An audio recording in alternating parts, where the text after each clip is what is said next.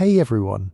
Tonight we're stepping back roughly 2,500 years past the philosophers and the marble and the famous speeches, all the way down to the street level where someone entirely unremarkable is about to wake up and get on with their day. We're talking about classical Athens, the city that history has handed us as a monument, and we are going to spend a single ordinary day inside it. Not with Socrates, not with Pericles, with someone whose name nobody wrote down and whose breakfast nobody recorded because they were just a person trying to get through Tuesday. Before we go any further, if you find yourself here regularly, genuinely enjoying this kind of slow, detailed, quietly strange historical wandering, please subscribe and drop a comment telling me your favorite part of today's video. I read them. They matter, and it's somehow always 2 in the morning for someone, which feels appropriate for ancient Athens, where the nights were genuinely very dark and nobody had invented anything useful yet. Now classical Athens, 5th century, maybe 4th century BCE, the city that produced democracy, tragedy, philosophy and architecture that people are still taking photographs of. What it also produced, and what history is considerably less enthusiastic about recording, was noise, dust, cooking smoke, animal dung, narrow alleyways that smelled exactly as you'd expect, and an enormous number of ordinary people doing ordinary things in conditions that were genuinely rather grim by modern standards. That gap between the Athens of the textbooks and the Athens of daily lived experience is where we're going tonight. The word ordinary requires a small caveat here, because Athens was a deeply stratified society, and ordinary meant something different depending on which layer you inhabited. A male citizen of moderate means, a craftsman, a small trader, a farmer with a plot of land close enough to the city to walk in, that is roughly the person we're following. Not the elite, not the enslaved, not the invisible. Though we will bump into all of them before the day is through, because a single person's day in Athens touched almost every corner of that society, whether they intended it to or not. Here's the honest complication. Almost everything that survived from ancient Athens was written by men, about men, for men, and specifically about the men who had the time and education to write things down. Reconstructing what a day actually felt like, what the house smelled like at dawn, what a woman did between sunrise and supper, what children thought about, what work sounded like, requires reading between the sources, trusting the archaeology, and being willing to say here is what we can reasonably infer rather than here is what we know for certain. We'll be doing that throughout tonight, and I'll tell you when we're doing it. What we're going to trace is the full arc of a single day. The first light coming through a house that was smaller and darker than you're probably imagining. Getting dressed, which was simpler than the Victorians but had its own specific rituals. Stepping outside into a city that was already loud before most people had eaten. Work, the market, a quiet moment with the household gods, the hum of public life, and eventually, when the light finally failed, the business of winding down in a city that had no street lamps and genuinely meant it. Let's begin at the very beginning before anyone in the house has opened their eyes. The house itself is probably the first thing to correct. When most people picture an ancient Athenian home, they picture something white and columned and open, the kind of structure that appears in museum reconstructions and travel documentaries, gracious and airy and organized around a central courtyard where light falls pleasantly on decorative stonework. That house existed. It existed for people with money. The house our ordinary Athenian woke up in was considerably less photogenic. A modest Athenian house in the classical period was built primarily of mud brick, which is exactly what it sounds like, bricks made from mud and straw and pressed into shape, dried in the sun, and stacked into walls. They were serviceable. They were cheap. They were also soft enough that ancient sources record a specific type of burglar, the toikorikos, the wall digger, who broke into houses not by forcing the door but by pushing through the wall itself, which tells you something useful about what the walls were made of, and something even more useful about the neighbourhood watch situation. The exterior was often plastered over to protect against rain. The interior might be plastered and whitewashed, or it might not. Floors were packed earth or clay, or, in a slightly more prosperous household, simple paving stones. The roof was timber framing covered with ceramic tiles. Low ceilings, small rooms, everything oriented inward toward a central courtyard which was not decorative in the way museum reconstructions suggest, but functional, the place where light came in, where water was collected, where outdoor work happened, where the household organized itself around the only open space it had. The rooms were dark. This is worth sitting with for a moment.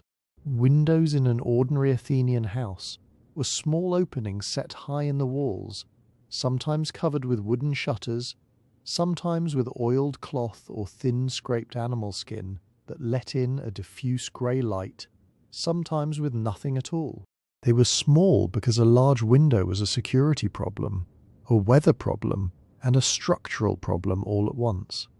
The result was interior rooms that, even on a bright attic morning, functioned in something close to permanent twilight. If you wanted light inside the house, you used a lamp.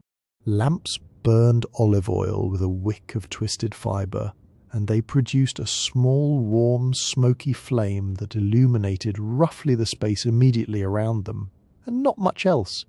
They were not nothing. They were also not enough to read by without some effort, or to work by without moving the lamp constantly, or to cross a room confidently without knowing where the furniture was. At night, in that darkness, the household slept, where exactly depended on who you were within the household and how much space existed to divide. The family, meaning the male citizen head of household, his wife and their children, occupied the main sleeping rooms, which were simply rooms designated for sleeping, furnished with a klein, a wooden bed frame strung with leather straps or rope webbing and covered with whatever the household could afford in the way of blankets, fleeces, or stuffed mattresses. They were not separate bedrooms in the modern sense of private retreats, one per person. There were rooms, and people slept in them in configurations that depended on age, season, and how many bodies needed to fit. Young children slept near their mothers. Older children might share a room or sleep on pallets that were rolled out and stored during the day. The household was not arranged around privacy. It was arranged around proximity, warmth, and the practicalities of sharing limited space. Enslaved people, and most households of even modest means, had at least one or two, slept wherever they could be fitted, near the door, near the kitchen area, in a storeroom, on a pallet in the courtyard in warmer months. There was no euphemism available for this arrangement. The people who performed the household's labour lived within it at its margins, in whatever space the family did not require for itself. They did not have separate quarters in the sense that phrase implies any dignity of separation. They had the corners that were left over. The temperature mattered considerably. Athens gets cold in winter, genuinely cold, with frost and rain and winds off the mountains that the popular image of perpetual Mediterranean sunshine does not adequately prepare you for.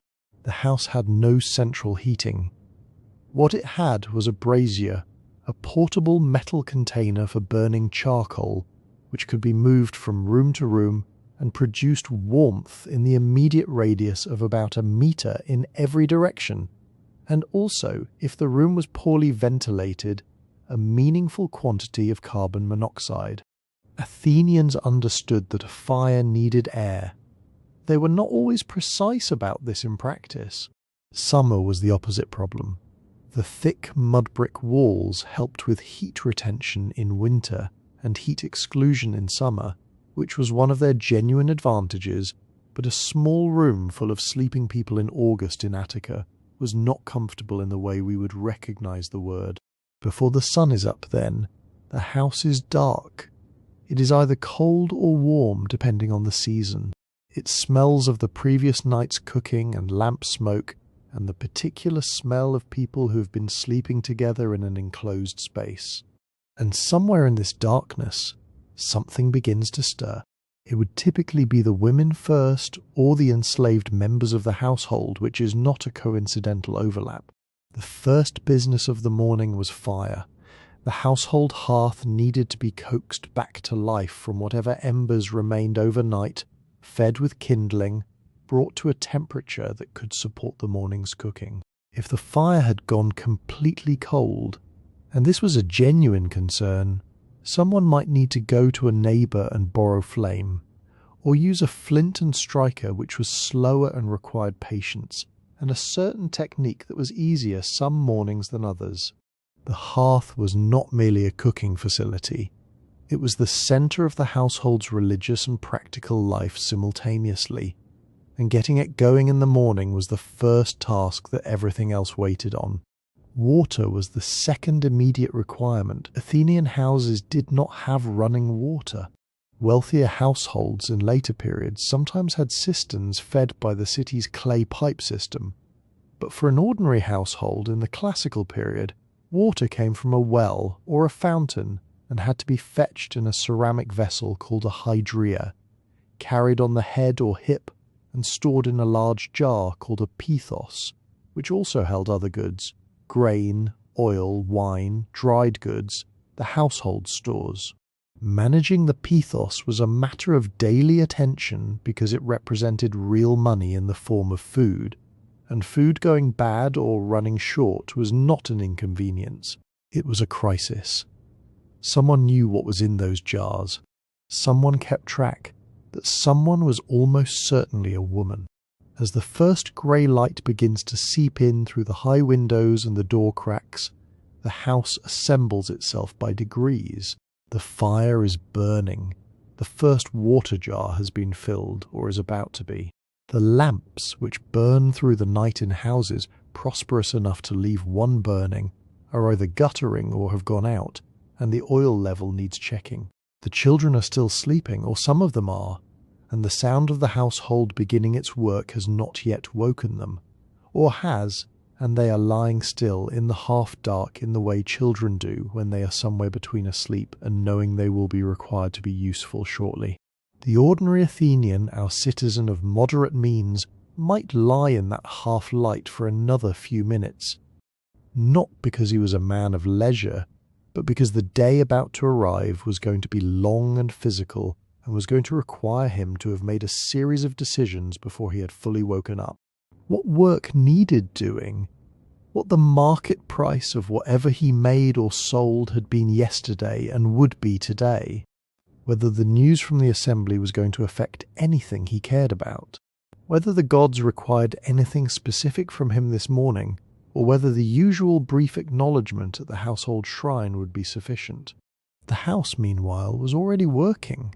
It had been working since before he opened his eyes. This is one of the things that the ordinary Athenian morning reveals immediately before we have even gotten to the washing or the breakfast or the street outside. The domestic machinery that made a day possible ran on labour that started before dawn, and that almost none of the surviving sources thought worth recording in detail, because it was done by women and enslaved people, and was therefore, in the logic of that culture, simply background. It is not background to us. It is, in some sense, the whole story. The light is coming up now over the Acropolis, catching the very top of it, first the way it always does, the white marble going briefly gold before the rest of the city wakes below it. And in a small dark house somewhere in the residential districts, someone is blowing gently on a coal and the day is beginning. The washing came first, or something that passed for it. There was no bathroom in the ordinary Athenian house. There was no room set aside for the purpose of personal hygiene, no fixtures, no plumbing connected to anything useful. What there was water in a jar, a basin of some kind, and the expectation that a person would apply one to the other and emerge from the process acceptably clean. For most of the household on most mornings, This meant a practical rinse rather than anything resembling a thorough wash. Hands and face, certainly arms if the day demanded it. The rest depended on how much water was available, how cold the morning was, and how pressing the first obligations of the day turned out to be. The Greeks were not uninterested in cleanliness. This is worth saying directly, because the image of ancient people as uniformly unwashed is both inaccurate and unhelpful. Public baths existed in Athens and were used regularly, particularly by men who had access to the city's social spaces and the leisure to use them. The gymnasium involved oiling the body before exercise and scraping it clean afterward with a curved metal instrument called a strigil, which removed sweat and oil and whatever the wrestling ground had contributed to the situation. This was a recognized system of bodily maintenance. But the gymnasium was primarily for men with enough free time to be there, and the public bath was a visit, not a morning routine. The daily reality in an ordinary household was closer to a basin of cold water, applied with the efficiency of someone who had other things to do immediately afterward. In warmer months, the courtyard served well enough. In winter, cold water and cold air combined to produce the kind of brief, unpleasant efficiency that gets the job done without inviting reflection. There was no soap as we understand it, though the Greeks used various substances including clay, ash, and a plant called struthos in ways that approximate the function. The point was to be presentable, not pristine, and presentable was a social requirement with real consequences, because how you appeared in public communicated something about your household, your status, and your respect for the people you were about to encounter. The clothing was waiting somewhere nearby, probably folded or hung where it had been placed the previous night, because the ordinary Athenian garments required almost no maintenance in the modern sense. They did not have buttons to fasten or complicated closures to manage. They had pins and belts, and the way fabric fell when it was arranged correctly, which is a skill rather than a mechanism and which had to be learned and practiced and done again every morning until it became automatic. The basic garment for both men and women was the chiton, which was a length of fabric, usually linen or wool, formed into a tube or rectangle and fastened at the shoulders with pins called fibulae, then belted at the waist to create the drape and proportion that gave the garment its shape. There were variations. The Doric chiton was heavier, typically wool, fastened with larger pins at the shoulders, and belted in a way that created a fold of fabric over the chest called an apoptygma. The Ionic chiton was lighter, usually linen, often more finely woven, pinned at multiple points along the shoulder and arm to create the pleated, flowing effect visible in sculpture and painted pottery. An ordinary man wore a shorter version, knee-length for practical purposes, because full-length fabric gets in the way of work with a thoroughness that is difficult to overstate. An ordinary woman wore it to the ankles, which was both convention and a signal of domestic respectability. What the chiton was made of told you something immediately. Linen was more expensive than rough wool. Finely spun linen, bleached white or dyed in colour, was more expensive still. A man wearing a clean, well-made linen chiton was communicating something to everyone he passed on the street, not loudly, not with words, but with the information that fabric conveyed to anyone who knew how to read it, which was everyone. The undyed rougher wool of a working man's chiton was equally legible. So was the short, pinned only at one shoulder version worn by slaves and labourers, which left one arm free for physical work and identified its wearer at a glance. Over the chiton, and depending on the weather and the occasion, came the himation, a larger rectangular piece of cloth worn as a cloak, draped over one shoulder and wound across the body in various configurations that were themselves subject to convention. The himation was the garment that had the most expressive range. A man who wore it well, arranged with a certain deliberate ease, was understood to be educated, composed, and someone who had practiced the arrangement. A himation worn carelessly was a statement, and not an aspirational one. Older men, philosophers, men of serious reputation, tended toward the himation as their primary garment, wearing it with a restraint that communicated exactly as much as the electric belt advertisements communicated in the Victorian era, though in the opposite direction and about entirely different virtues. Sandals were standard for anyone who could afford them, which was most free citizens. They ranged from simple leather soles strapped to the foot with minimal additional material, to more constructed footwear with shaped uppers and decorated strapping. Going barefoot indoors was universal. Going barefoot in public suggested either that you were very poor, very philosophical, or both. Socrates was famous for going unshod in all conditions and in all company, which was understood by his contemporaries as a deliberate piece of self-presentation rather than an oversight. Hair and beards carried social meaning with the same efficiency as fabric. Adult male citizens wore beards, and the beard was so thoroughly associated with adult manhood that shaving was considered foreign, strange, or indicative of something requiring explanation. Alexander the Great's fashion for clean-shaven faces eventually changed this across the Greek world, but in the classical period, a beard on a citizen was simply correct. Boys had smooth faces. Men had beards. The line between them was partly biological and partly ceremonial, because the transition was marked. Women's hair was worn up, pinned or wrapped, covered in public, and kept long throughout life, while a short-haired woman suggested mourning, illness, or social calamity. A man combing his hair and straightening his himation before stepping into the street was not engaged in vanity in any sense that would have surprised him. He was meeting the minimum requirement of appearing in public as himself, correctly, in a city where everyone he encountered would immediately read what he was wearing and know with reasonable accuracy exactly who they were dealing with. While the man of the house was arranging his himation and preparing to step into the street, the rest of the household had already been at work for some time.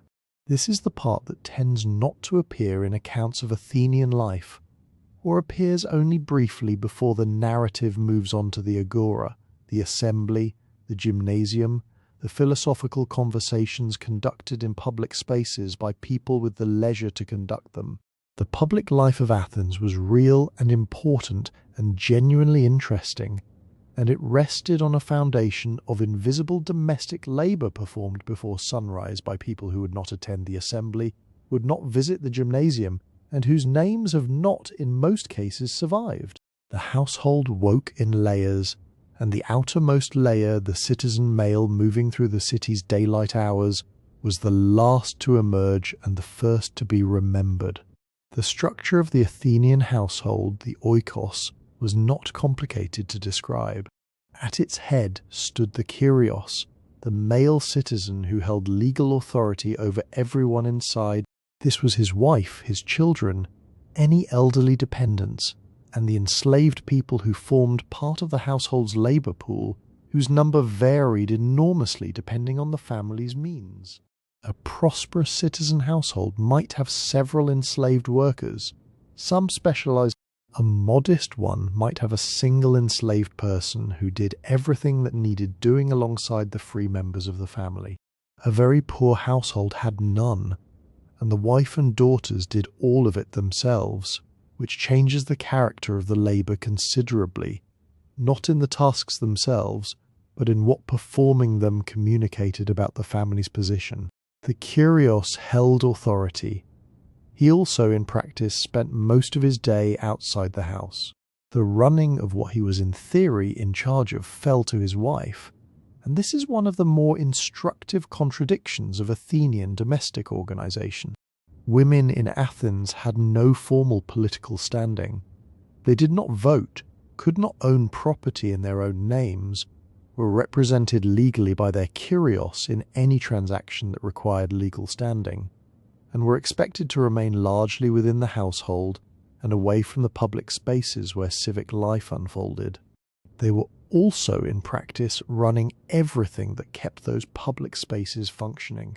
The management of the household stores, its food, its cloth, its money for daily purchases, its enslaved workers, its schedule, its children, was the wife's work, and in a household of any complexity it was a serious administrative job performed with no formal recognition and very little acknowledgement in the sources that have survived. The morning began with a fire.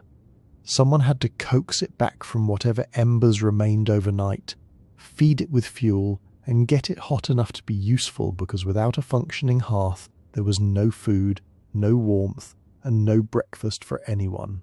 This was not a quick or automatic process. It required attention and the right materials and, on a cold morning, considerable patience. In poorer households, this was simply done by whoever was up first and capable of doing it. In wealthier ones, it was the work of an enslaved woman performed in the dark before the family required anything. Grain grinding followed, or happened alongside.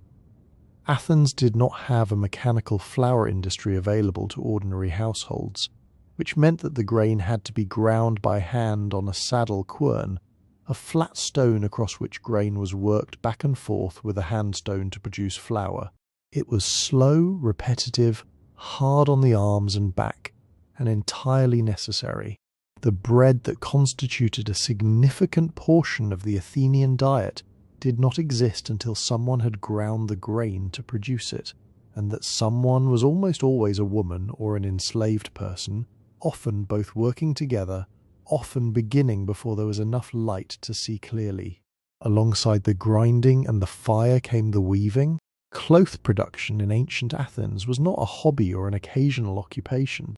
It was a continuous economic necessity conducted inside the household by the women of the family.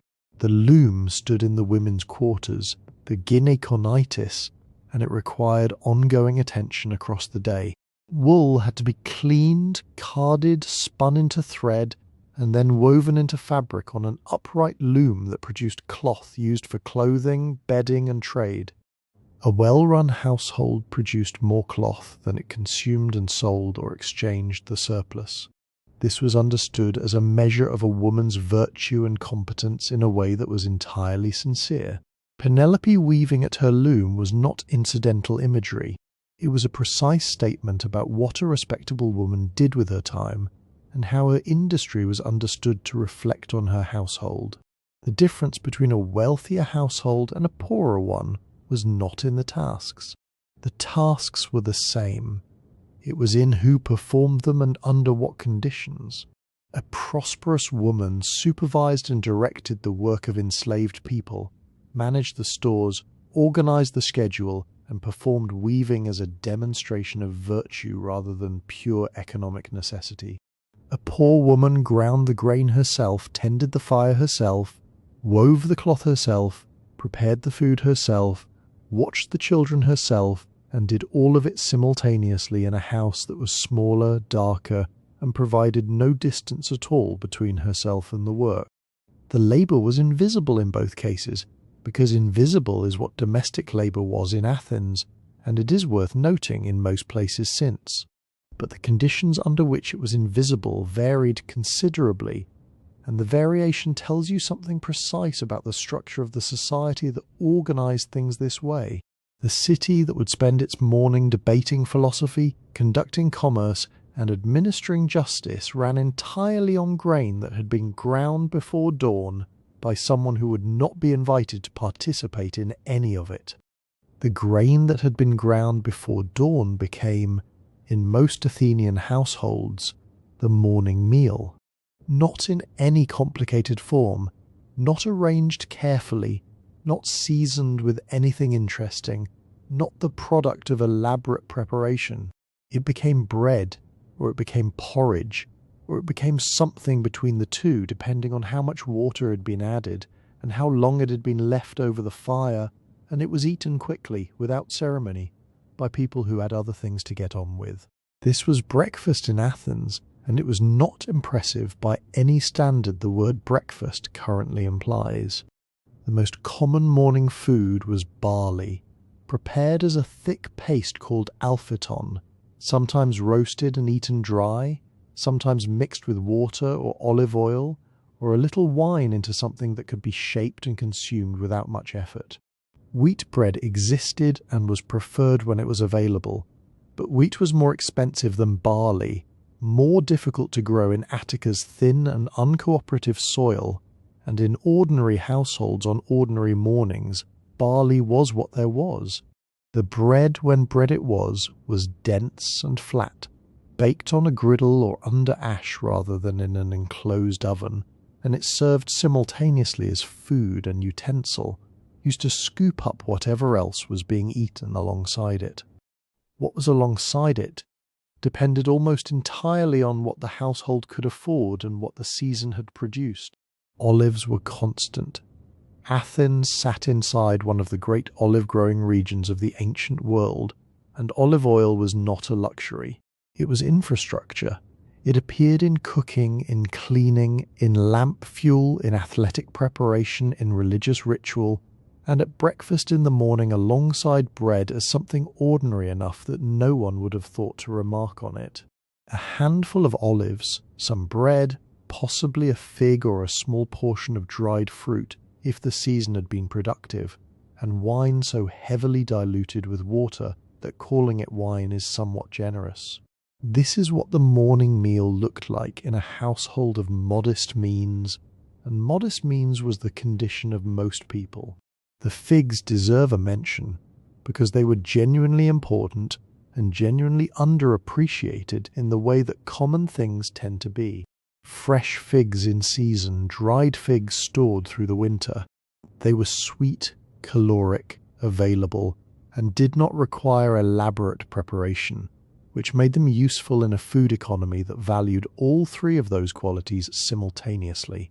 Honey existed and appeared in wealthier households as a sweetener and a luxury, but the ordinary Athenian's experience of sweetness was more likely to come from fruit than from anything processed. Cheese made appearances, particularly fresh cheese produced from goats or sheep's milk, which was more accessible than cattle products in a landscape that didn't support large herds efficiently. Fish, which tends to appear prominently in discussions of Athenian diet, was indeed a significant part of what people ate, but with important qualifications. Fresh fish from the harbours at Piraeus was available and was eaten, but it was subject to daily variation in supply, seasonal availability, and price fluctuation. Salted fish, preserved and transported, was considerably more common than fresh and considerably cheaper, and it was the salted version that the ordinary household was more likely to encounter on an ordinary morning, if it encountered fish at all. The gap between what elite Athenians ate and what everyone else ate is a gap that the sources consistently obscure. The symposium, the formal drinking party, the banquet attended by philosophers, the meal described in comic plays as absurdly lavish, these have left far more textual trace than the barley paste eaten before dawn by a craftsman's wife. What the literary evidence gives us when we follow it uncritically is a diet of roasted meats, elaborate fish preparations, fine wine, varied vegetables, and imported luxuries. What the archaeological evidence and the economic logic suggest is that meat was rare in ordinary households, appearing at festivals when temple sacrifices made it available to everyone rather than to those who could buy it, and that the daily diet for most Athenians was grain, olives, legumes, seasonal vegetables, and very little else. The legumes matter here. Lentils, chickpeas, broad beans, they were caloric, storable, affordable, and they appear in the sources occasionally with the slight contempt that writers directing their work at educated and comfortable audiences tend to direct at food associated with poverty. Lentil soup was what poor people ate.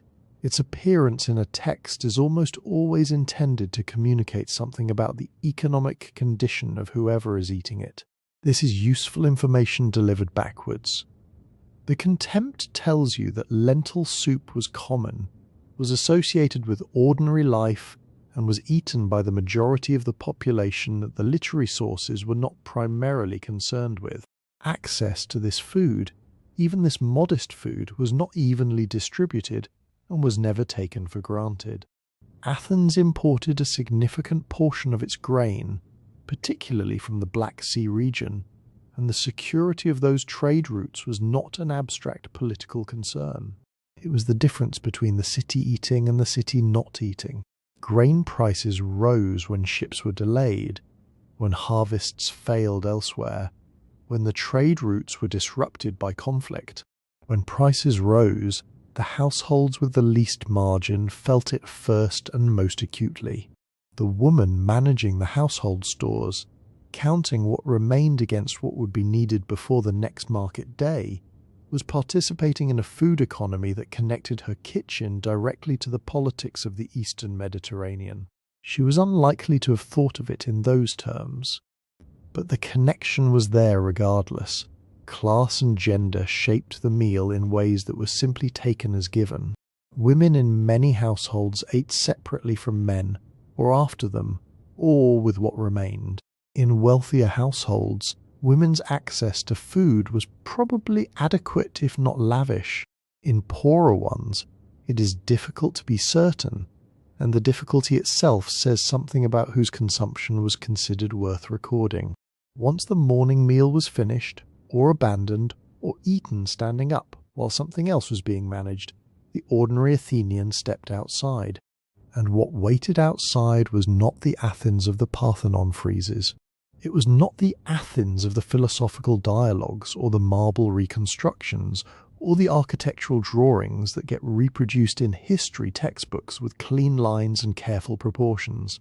What waited outside was a city, which is to say a place where a very large number of people were attempting to conduct their lives in a space that had not been designed to accommodate all of them simultaneously. The streets were narrow. In most residential neighborhoods they were extremely narrow, unpaved, unlit at night, and not maintained by anyone in particular. They followed no grid. Athens had not been planned in the way that later cities would be planned, with streets running at right angles and blocks of consistent size and clear logic imposed from above. It had grown outward from the Acropolis and the Agora, the way cities grow when no one is preventing them from growing in whatever direction happens to be convenient at the moment, which is to say, in all directions at once, with alleys doubling back and dead ends, presenting themselves to anyone unfamiliar with the particular neighborhood they were moving through. The smell arrived before anything else. Waste disposal in Athens operated on a system that was at its most charitable, informal. Household refuse was deposited in the street. Chamber pots were emptied in the street. The animals, and there were animals everywhere, donkeys carrying loads, goats kept for milk, dogs that belonged to no one in particular, added their own contribution without consultation. The streets dried in the summer sun and became dust. In the winter they became mud. Neither state was comfortable to move through if you were wearing sandals, which most people were, or if you were not wearing sandals, which some people were not. The sound started early.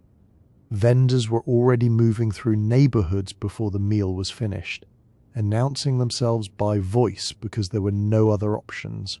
A man selling water from a cart, a woman with figs, the calls of craftsmen opening their workshops, the clatter of equipment being set up, the argument that had apparently begun the previous evening and was resuming now without having been resolved in the interval. Children appeared quickly once the sun was properly up, and they appeared everywhere, which was the normal condition of children in a city without organized places to contain them during the hours their parents were occupied. The water carriers were among the first people you would encounter moving through the streets with any purpose. Athens had public fountains fed by an aqueduct system that had been improved over the previous century, and these fountains were gathering points in the early morning. Women came with large ceramic vessels. This was not a casual errand. A full water jar weighed something considerable, and the walk from the fountain back to the household was made with that weight balanced on the head or carried with both arms over streets that were uneven enough to require attention. The fountains appear in the decorative art of the period, often enough to suggest they were understood as genuine centres of neighbourhood life, places where information moved, where encounters happened that would not have happened otherwise, where the social texture of a district accumulated and was redistributed. The Acropolis was visible from most of the city.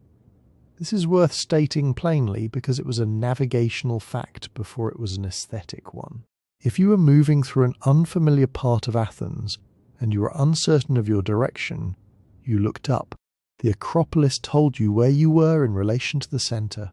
The Parthenon, completed in the previous century, by the time of an ordinary classical Athenian's ordinary morning, stood at the top and was visible from the surrounding countryside at distances that made it a landmark before it was a monument. It was also in the way that very large and permanent things become ordinary through familiarity, simply there, a part of the skyline that people had stopped seeing precisely because they saw it every day. The Agora lay at the base of the Acropolis and to the northwest of it, and the routes toward it from the residential neighbourhoods were the routes that carried the most traffic in the morning hours. People moving toward the market, toward the law courts, toward the colonnaded stoas where men gathered to talk, toward the government buildings where the machinery of democratic Athens ground through its daily procedures. The city was not large by modern standards. You could walk across most of it in an hour, but the density of its activity in that space made movement a more complicated proposition than the distance alone would suggest. Here is the honest version of what the streets of ancient Athens were on a morning in the 5th or 4th century before the Common Era. They were crowded, dirty, loud, smelling strongly of animals and waste and the wood smoke of morning fires, full of people with specific purposes and limited patience for anyone obstructing the achievement of those purposes. The city that the philosophers described as the school of Greece, that Pericles called the greatest of cities in his famous funeral oration, was also a city where you watched your step and kept to one side because a donkey cart was coming. Both things were true simultaneously. The ideal and the mess occupied the same space, which is the condition of all actual cities in all actual periods, and Athens was not exempt from this regardless of what it was building on the hill above. The walk through those streets is where the day actually began. And if you find that detail more interesting than the marble, you're probably in the right place.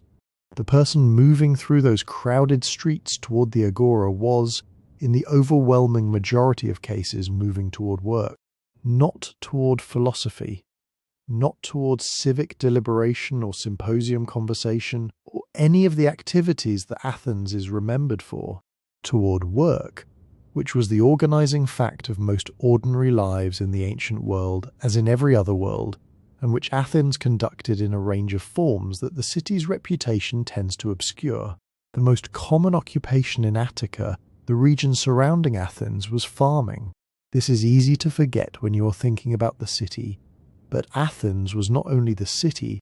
Most Athenians lived within a day's walk of agricultural land, and many of the men who came into the city for market days or assembly meetings went home to farms.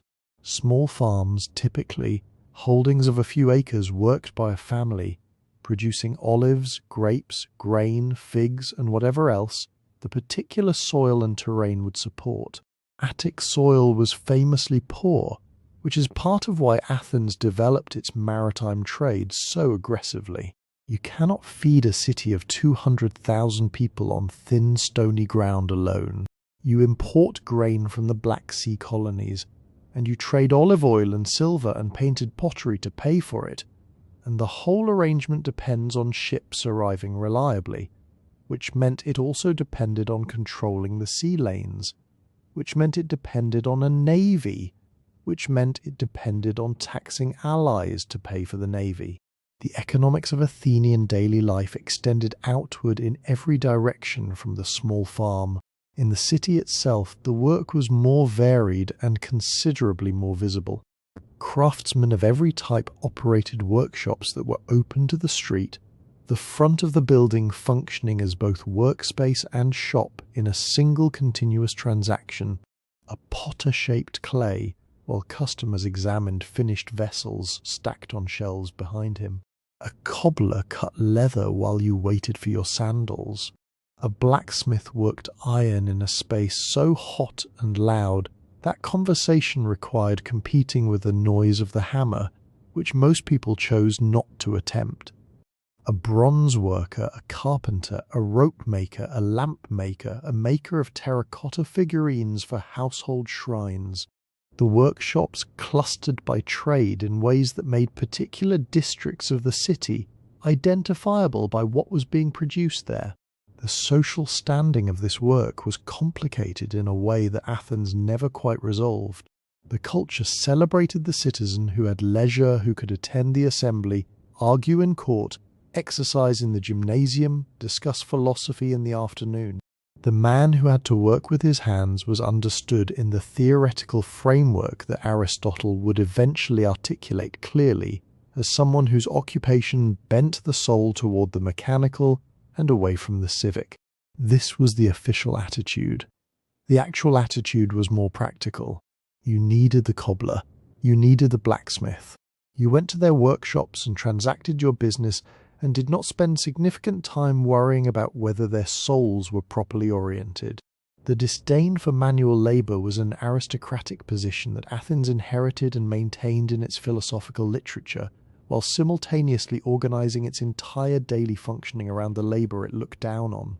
What made the economics particularly complicated was the presence of enslaved workers throughout the production system. Athens ran on enslaved labour in ways that were entirely ordinary and unremarkable to the people living inside it. A craftsman who had established a successful workshop might own several enslaved workers who performed the same tasks alongside free workers for no wages. The silver mines at Laurion, which funded the fleet that won Salamis and the treasury that built the Parthenon, were worked almost entirely by enslaved people under conditions that the ancient sources describe plainly enough that no elaboration is required. 10,000 men underground in the dark extracting ore that would be smelted at the surface and coined into the silver that Athens used to project power across the Mediterranean. The Parthenon was built in a real and direct sense by people who received nothing for it. A potter's workshop is perhaps the most useful single example for making this feel concrete. The man who owned the workshop, the ceramics, the clay and the kiln was called a keramaeus.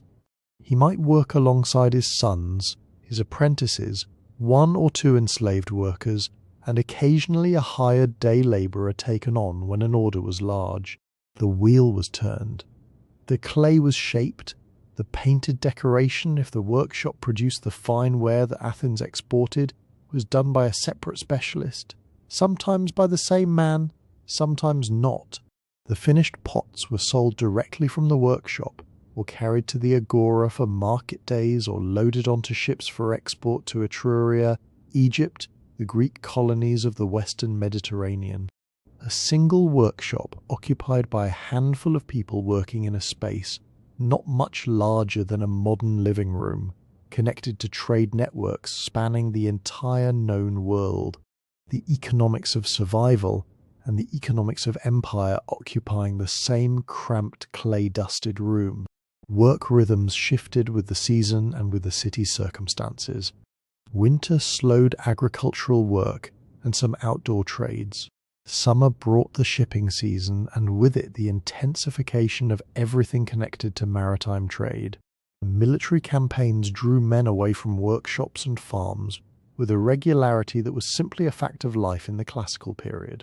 Athens was at war in some sense more often than it was not, and the men who rowed the triremes were not aristocrats. They were ordinary working Athenians who needed the pay that rowing provided and who came back from the campaign, if they came back to the workshop, or the field, or the day labour market where they had been before. Most people in Athens lived close to the edge of what was sufficient. The city was famous and genuinely impressive.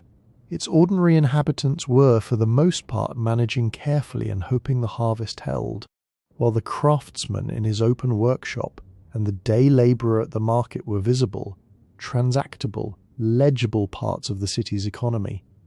Another economy ran simultaneously and in almost complete public invisibility. It ran inside the houses. It was organised, managed and executed primarily by women, and it was absolutely essential to the functioning of everything else. The Athenian household was not a retreat from economic life.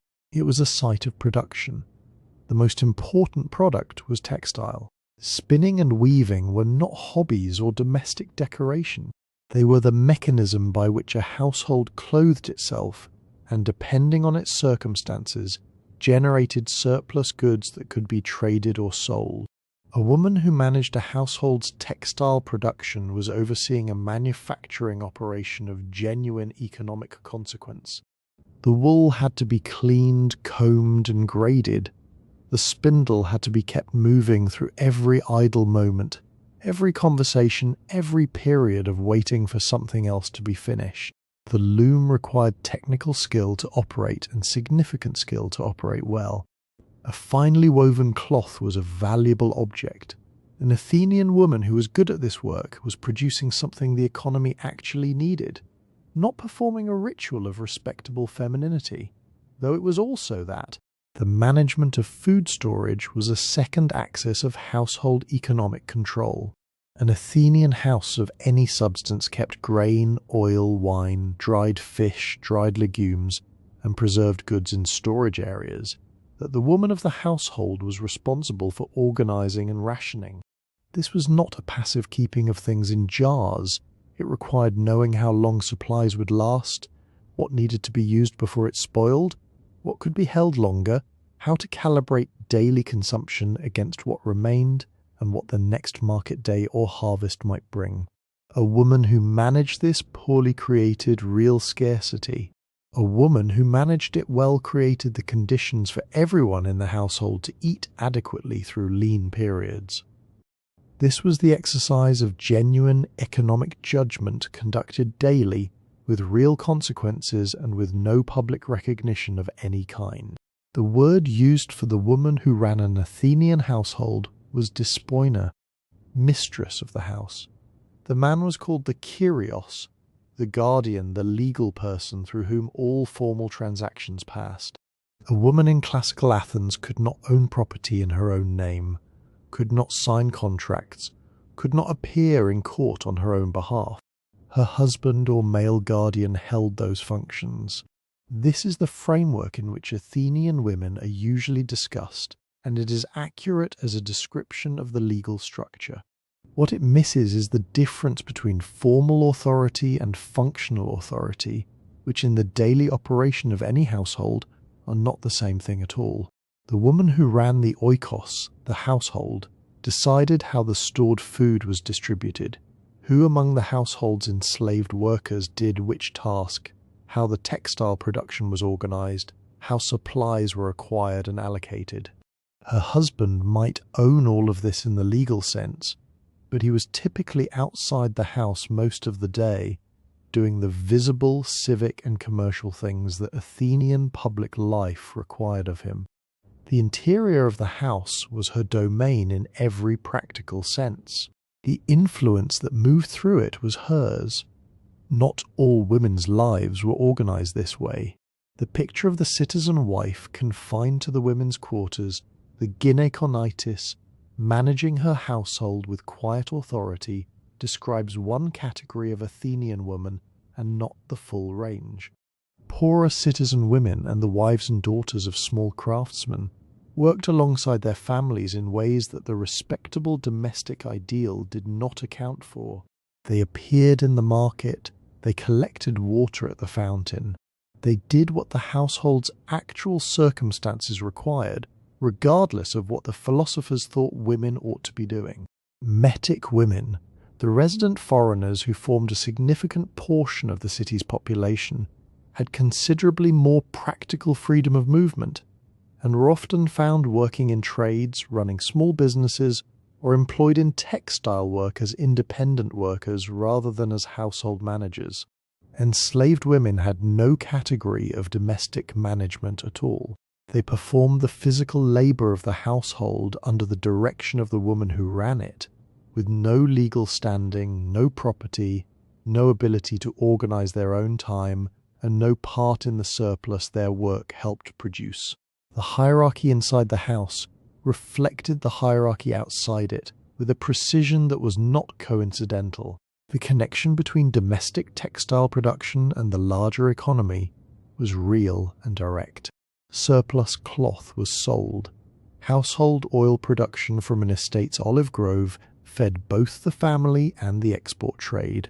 The management of an agricultural household involved the woman in decisions about what to plant, when to sell, and how to balance consumption against sale, that the formal legal category of the excluded female obscures entirely. Athenian women were understood in the official ideological framework to belong inside. They understood themselves in the practical working of their daily lives to be running something. The simplified version of Athenian women's experience tends toward one of two errors. Either it treats legal restriction as the whole story, which makes them passive, invisible, and acted upon, or it overcorrects into a picture of hidden female power that tidies away the genuine constraints of the legal and social structure. The daily reality was more interesting than either version. Women in Athens worked hard at skilled tasks with real consequences inside a framework that gave them no formal credit for any of it, and the household economy that fed, clothed, and sustained the city ran on that labor every single day. The household economy ran inward, organizing what was already held, rationing what was stored, managing what existed within walls. But replenishing that economy, acquiring what the house could not produce itself, required someone to go out. That meant the Agora. The Agora was not simply a market. Calling it a market is accurate the way calling a cathedral a large building with a roof is accurate. It is true, and it misses everything. The Agora was the physical center of Athenian public life, the place where the legal, commercial, religious, and social functions of the city happened to occupy the same ground at the same time every morning, which meant that going there to buy olives involved navigating all of those things simultaneously, whether you intended to or not. It sat northwest of the Acropolis, an open space bordered by stoas, the long covered colonnades that provided shade and shelter for vendors, officials, and anyone who wanted to conduct a conversation without committing fully to being outdoors. The stoas were useful not just as shelter but as organizing principles. Different sections of the Agora tended toward different trades. The fish sellers were in one area, the bread sellers in another, the perfume sellers, the sandal makers, the sellers of cheese and onions and dried figs, each gravitating toward a loose, habitual territory that anyone who came regularly would know without being told. What you could buy there covered a substantial portion of what an Athenian household needed to function. Fresh fish was a significant commodity, expensive enough that buying it freely was associated with a kind of reckless prosperity, and the fishmongers had a reputation for aggressive pricing and selective honesty about freshness that seems to have been universal and permanent throughout the period. Bread was available from sellers who had done the baking already, which was useful for households that lacked the equipment or the fuel. Vegetables, legumes, honey, cheese, olives and olive oil, wine, firewood, clay lamps, pottery of all grades from coarse everyday wear to finer painted work, wool cloth, sandals, small bronze implements, all of it moved through the Agora on a regular morning. Alongside the local produce were goods that had no business being in a city-state of this size if that city-state had not accumulated an empire. Grain arrived from the Black Sea in quantities that Attica's own thin soil could not have produced. Papyrus came from Egypt, timber from Macedonia and the north, because Attica was largely stripped of the trees needed for shipbuilding and large construction. Ivory silphium, the North African plant used as seasoning and medicine, which was in enough demand that it would eventually be traded into extinction. Purple dye from Phoenician workshops, fine metal goods, carpets, spices. The Agora was where the reach of Athenian trade and the leverage of Athenian power became visible in the form of ordinary objects sitting on wooden counters waiting to be purchased. Purchasing them involved bargaining. Fixed prices were not a feature of ancient retail in the way they are now. The quoted price was an opening position, and everyone understood this. The negotiation was not an unpleasant complication of commerce, but the thing itself. It required knowing roughly what something should cost, which required regular market attendance and a good memory for what you had paid before. It also required a willingness to communicate dissatisfaction with the seller's initial position in terms direct enough to be useful, but not so aggressive as to collapse the transaction entirely. This was considered a normal social skill, not a special talent. News travelled through these exchanges as a matter of course. A fishmonger knew who had come down from the Piraeus that morning, and what they had said about conditions at sea. A grain seller knew what the latest shipment had cost, and that implied information about supply conditions in the Black Sea ports. Political news circulated in the same current who had spoken in the assembly the day before. What the generals were thought to be planning. What had happened in the law courts. The Agora was not a newspaper, but it functioned as one, with worse accuracy and considerably more entertainment value. The people conducting these transactions were not a uniform category. Citizens were present, men doing the buying and selling that their households required. Metics, the resident foreigners who were not citizens and could not become citizens, but who lived and worked in Athens as permanent participants in its economy, were present in significant numbers and were deeply embedded in commerce at every level. Many of the craftsmen, traders, and skilled workers in the Agora were metics. Some were among the most prosperous residents of the city. Foreign visitors, sailors, traders from other city-states and from considerably further away moved through the market on their own business. Enslaved people carried purchases, operated stalls for their owners, ran errands, conducted commercial transactions on behalf of a household, and were present in numbers large enough that the daily Agora would have included them as a matter of course without anyone finding this remarkable. The mechanics of exchange were overseen imperfectly by officials called agoranomoi.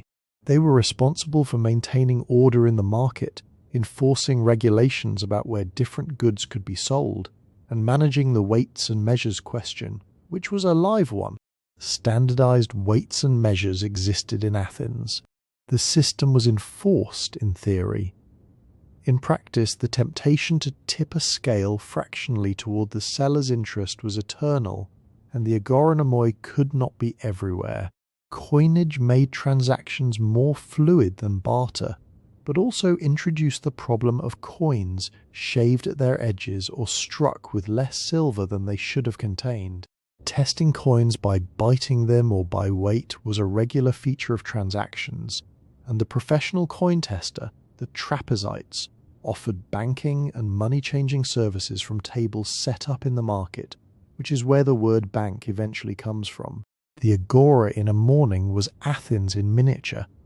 Its contradictions, its reach, its hierarchies, its noise, all compressed into an open space where a citizen, a metic grain seller, a foreign sailor, and 3 enslaved workers carrying amphorae might all be standing within 10 feet of each other, each navigating the same transaction and inhabiting entirely different cities.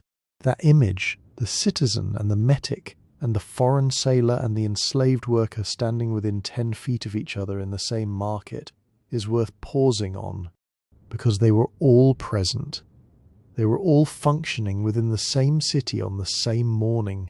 They were not in any legal or social sense living in the same Athens. Athens in the 5th century is remembered as the birthplace of democracy. This is true, and it is incomplete in ways that matter. The democracy was real. The assembly met. Citizens voted. Decisions were made by popular participation rather than hereditary command, which was genuinely remarkable by the standards of the ancient world, and arguably by most other standards as well. What tends to get quieter treatment is the question of who counted as a citizen in the first place, because the answer is considerably narrower than the word democracy implies on first contact. To be a citizen in classical Athens, you had to be male, you had to be born of a citizen father. After Pericles' citizenship law of 451 BCE, you also had to be born of a citizen mother, which was a tightening of the requirement that reflected anxiety about the boundaries of the citizen body rather than any expansion of it. You had to be free, you had to be adult. Meeting all of these conditions simultaneously produced a group that was a minority of the city's actual population.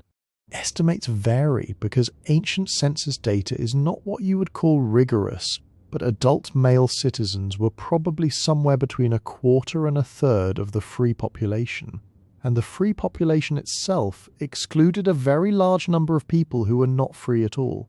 Women who were born of citizen families were citizens in a limited ceremonial sense. Their citizenship was a transmissible property, something they could pass to their children, something that determined who they could appropriately marry. It was not a participatory property. A citizen woman could not vote in the assembly. She could not speak in the courts. She could not hold office. She could not own property independently in most circumstances. Her citizenship was real, and it was essentially passive, a status that organized her position in the household and the marriage market without giving her access to the institutions that the word citizenship most immediately suggests. Metics occupied a different category entirely.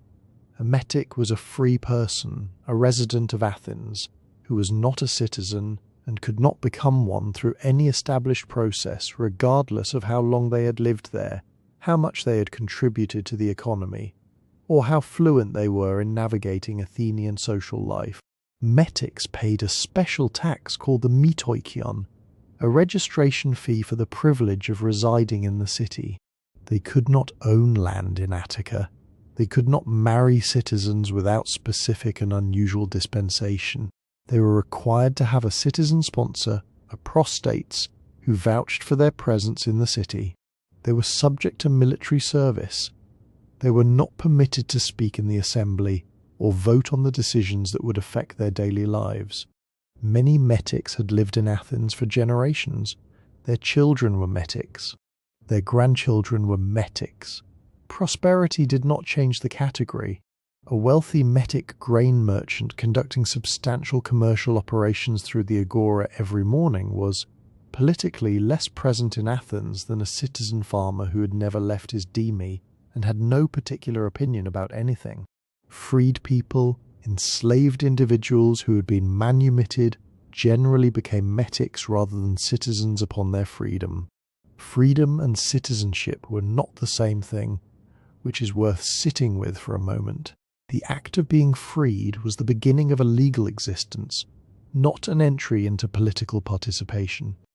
And then there were the enslaved Athens in its classical period, was a slave society in the technical historical sense, meaning that enslaved labour was not a marginal feature of the economy but a structural one. Estimates suggest that enslaved people may have constituted somewhere between a quarter and a third of the total population of Attica, numbers that shift depending on the source and the period, but that are consistently large enough to mean that the ordinary functioning of Athenian households, workshops, farms, mines, and the Agora itself depended on coerced labour at a fundamental level. The democracy that citizens exercised in the assembly was in part made possible by the existence of people who did work that citizens did not have to do. The leisure and the stability required to participate in public life rested on a foundation that was not leisure and was not participation. What this means for the ordinary Athenian is that the phrase itself requires constant adjustment depending on who you're talking about. The ordinary day described across this account, the morning wash, the simple breakfast, the the trip to the Agora, the movement through the city, looked substantially different depending on which legal category the person walking through it occupied. A citizen doing his morning shopping in the Agora was moving through a city that was in some meaningful sense his. A metic doing identical tasks in the same space was a permanent guest in someone else's city, legally present, economically necessary, politically absent. A woman of the citizen class was inside the same city and almost entirely inside her house. An enslaved person was moving through a city in which they were property, their presence in public a function of their owner's requirements rather than their own. The democracy was not a lie. It was also not the whole truth. It was a specific and remarkable thing that existed inside a much larger structure of exclusion, and the exclusion was not an accident or an oversight. It was the architecture. The famous Athenian experiment in self-governance was built, quite deliberately, on a foundation of people who were not invited to govern themselves. That is not a modern imposition on the ancient record. The Athenians knew who was excluded. They had written the rules. All of this, the citizenship calculations, the market transactions, the careful navigation of a city organized around exclusion, took place inside a world that was thoroughly and continuously religious. Not religious in the way that word sometimes implies, meaning a specific hour set aside, a building visited on a designated day, a practice cordoned off from ordinary life and kept in its own category. Religious in the sense that the divine was present at every point where something important happened, and a great many things that were not obviously important also counted. The Athenian day was not divided into sacred time and secular time. It was just time, and the gods were in most of it. The most immediate expression of this was the household shrine. Almost every Athenian home of any consequence had one, usually located near the hearth, which was itself a sacred object.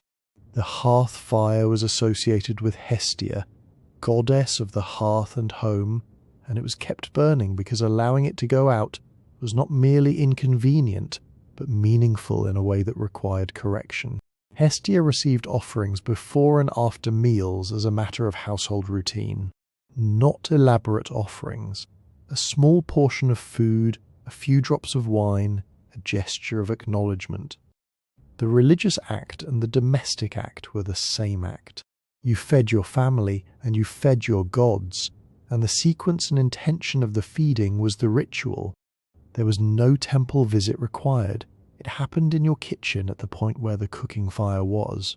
Outside the front door, many households maintained a herm, a stone pillar topped with a head of Hermes, and typically with a phallus, serving as a protective marker at the threshold between the household's interior world and the public street. Before leaving home, the ordinary Athenian might offer a brief acknowledgement to this figure. Hermes was the god of travellers, of boundaries, of the transition between one state and another, and every departure from a house was technically a transition. The gesture was small. The theology behind it was dense.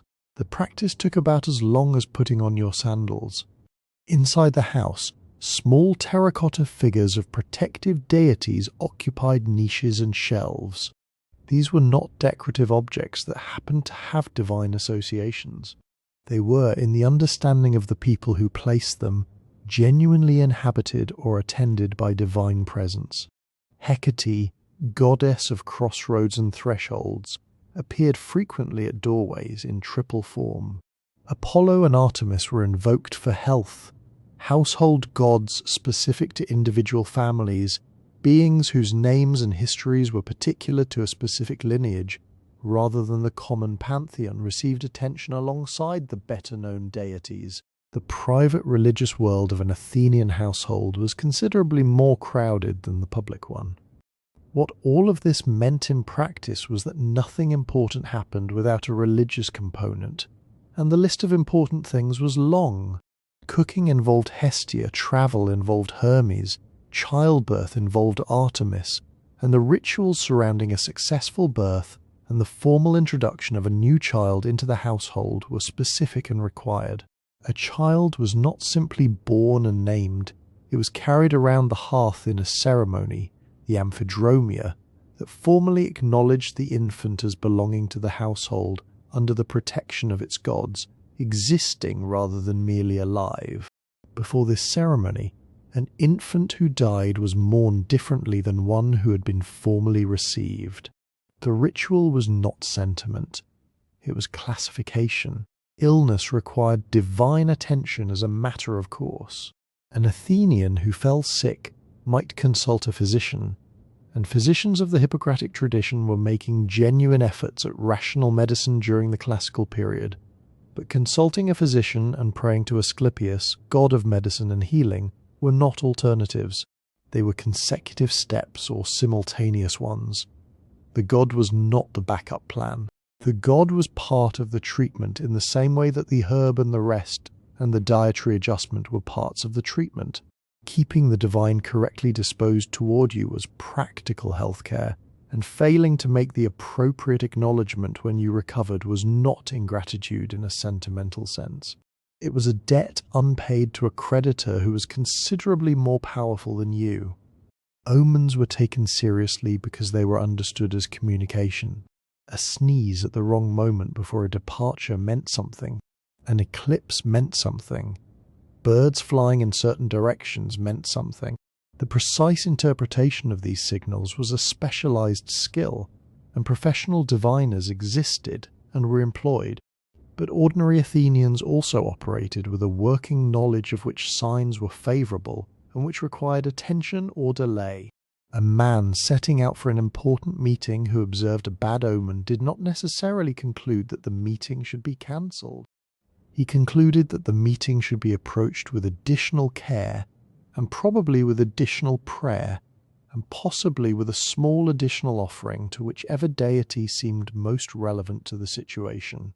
What distinguished private household religion from the more visible cult life of the city, the great processions, the sacrifices at public altars, the festivals attended by thousands, was not the underlying logic but the scale. The public cult was the household cult amplified to encompass the city as a body. The same gods, the same principle of correct acknowledgement and maintained relationship. The same understanding that divine power was not optional or theoretical, but present and responsive and capable of being either satisfied or offended. The Athenian who made a small offering to Hestia before eating was doing, in miniature and in private, what the city did publicly and elaborately at the Panathenaea. The private ritual and the civic festival were the same thing at different volumes. The gods were not distant. They were local. They were in the fire. For a male citizen of Athens, the gods were in the fire and democracy was in the streets, and the two facts sat next to each other with the same matter-of-fact quality as bread and olives. Political life was not a category separate from ordinary life. It was a thing that happened to you on a Tuesday while you were trying to get somewhere else, or a thing you chose to attend on an early morning when you had calculated that the day's other obligations could wait. The Athenian assembly, the ecclesia, met on the Pienwix hill, a flat-topped slope west of the Acropolis that had been carved and shaped to accommodate a standing, sitting, milling crowd of citizens. It met roughly 40 times a year. Any male citizen could attend. Any male citizen could speak, in theory, by stepping forward and being acknowledged. The agenda was posted in advance in the Agora. You knew what was coming. You could decide whether it concerned you enough to climb the hill before dawn, because the assembly started early, and the comfortable positions and whatever informal dignity attached to being there, when things began, went to the people who arrived first. The practical arithmetic of attendance was never quite what the ideals suggested. Athens had somewhere between 20 and 40,000 male citizens depending on the period, and the Pienwix could hold perhaps 6,000 people comfortably, more if they pressed together and nobody minded. Quorum for certain decisions required 6,000, which meant on those occasions attendees were counted and the threshold formally checked. On ordinary meeting days, The crowd that gathered was whatever crowd had the time, the inclination, the proximity to the city centre, and the economic flexibility to spend a morning not working. The farmer from the deme at the edge of Attica, who nominally possessed every right the citizen of central Athens did, could not exercise those rights on 40 different mornings a year without significant cost. His citizenship was real. His participation was occasional. This was not hidden or denied. It was simply how things worked. The city introduced pay for assembly attendance at some point in the 4th century, a modest sum sufficient to compensate a worker for the morning, and attendance climbed. The payment was not regarded as bribery.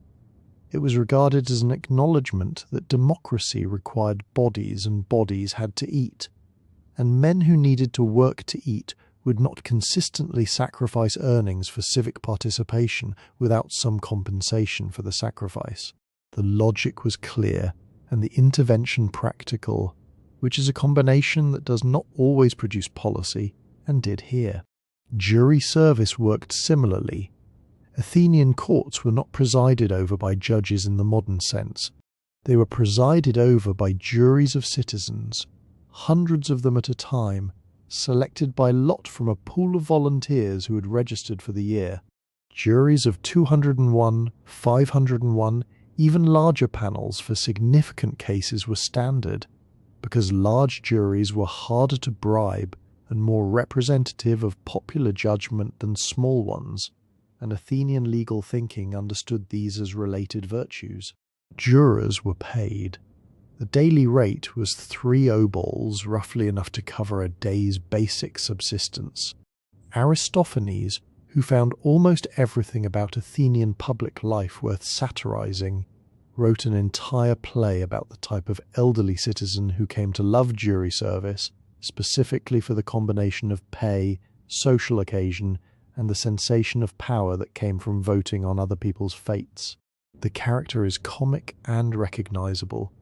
He is also, underneath the comedy, doing something genuine. He is showing up. He is participating. He is exactly the sort of ordinary man for whom the democracy had arranged a mechanism. In the courts you heard speeches, long ones, carefully prepared by professional speechwriters called logographers, delivered by litigants who might have written their own words, but more often had purchased them. The speechwriters were not acknowledged. The fiction was that the man before the jury was speaking from his own heart and his own experience, and the jury evaluated the speech partly on how well that fiction was maintained. Rhetoric was a technology and a commodity, and the courts were where it was exercised daily loudly, and with great conviction on all sides. What you did not need to serve on a jury, stand in the assembly, or have standing in the law courts was anything other than citizen birth and male sex. You did not need wealth. You did not need education. You did not need a certain type of work or a certain kind of family. These were the actual qualifications, and by ancient standards they represented a radical expansion of who counted as a political being. But they also excluded the majority of the people who lived in Athens. Women who were numerous slaves, who were very numerous.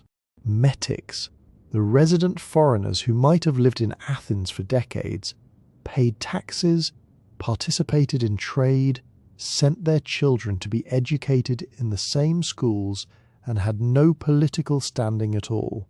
The democracy was real. It was also a bounded space with walls, and most of the people inside the city were outside those walls. The news of what the assembly decided, what the courts ruled, which general had been appointed, which alliance proposed, spread through the Agora by mid-morning. Men talked, rumours clarified, or distorted versions accumulated. The man who had been there reported to the man who had not, and the man who had not filled in the gaps with what he expected or feared or hoped, and by afternoon the city had a collective understanding of what had happened that was not quite accurate and not quite inaccurate, and was either way what people acted on. Democracy was experienced mostly as noise. A child born into an Athenian household did not automatically become part of it. The decision belonged to the father. When a baby arrived, it was placed on the ground and the father either lifted it or did not. Lifting it meant acceptance, the beginning of a recognized life within the family. Not lifting it meant exposure. The infant left outside the city, sometimes at a crossroads, sometimes at the base of a hill. And what happened next was not the father's official concern. The practice was not secret. It was legal, understood, and carried out with a regularity that the Athenians did not find remarkable, because the category of remarkable, as with most things people do consistently for generations, had long since been worn smooth.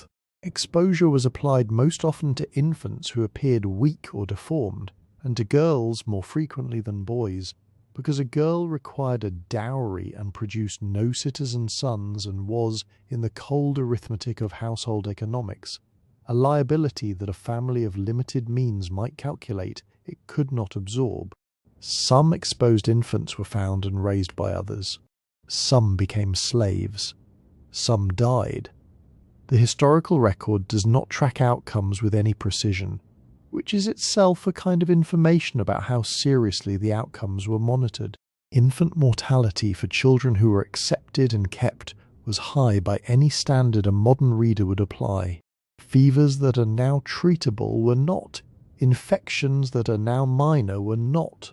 Children died of things that have names today and didn't then.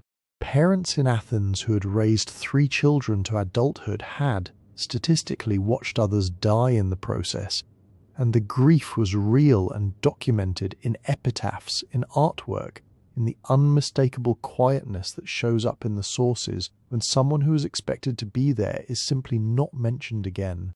The Athenians were not indifferent to their children. They were experienced in loss in a way that reorganized what indifference and attachment meant in practice. Both things were true simultaneously, which is a combination that does not resolve neatly and was not meant to. For children who survived infancy and were kept, early childhood in Athens looked something like this. Small clay figures, knuckle bones, wooden dolls with articulated limbs, hoops, miniature carts. The archaeological evidence for children's toys in Athens is extensive enough to confirm that small Athenians were allowed to play, at least for a period, and that someone was manufacturing objects specifically for them to play with. Boys and girls played together in early childhood. The separation came later, as it always does, shaped by what each was eventually supposed to become. Around the age of 7, the divergence began in earnest. For a boy from a family that could afford it, this was when formal education started.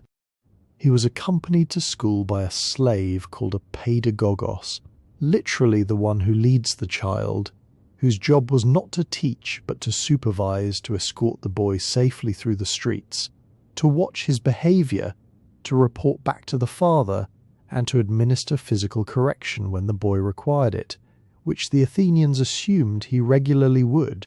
The pedagogos was often trusted and sometimes genuinely close to the children in his care, and also enslaved, and the combination of those facts coexisted without apparent tension in the Athenian mind. At school, which was a private arrangement, a teacher's house or a rented space, rather than a state institution, a boy learned to read and write.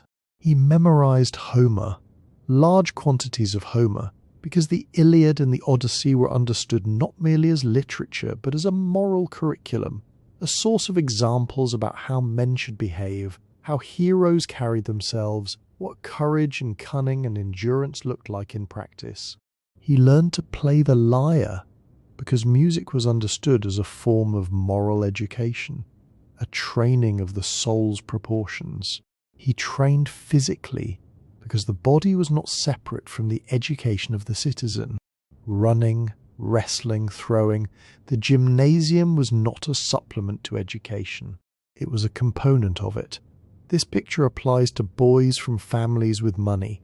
An ordinary Athenian household, a craftsman, a small farmer, a man who worked with his hands, might send his son to school for a few years to acquire basic literacy enough to manage a contract or read a public notice and then bring him home to work.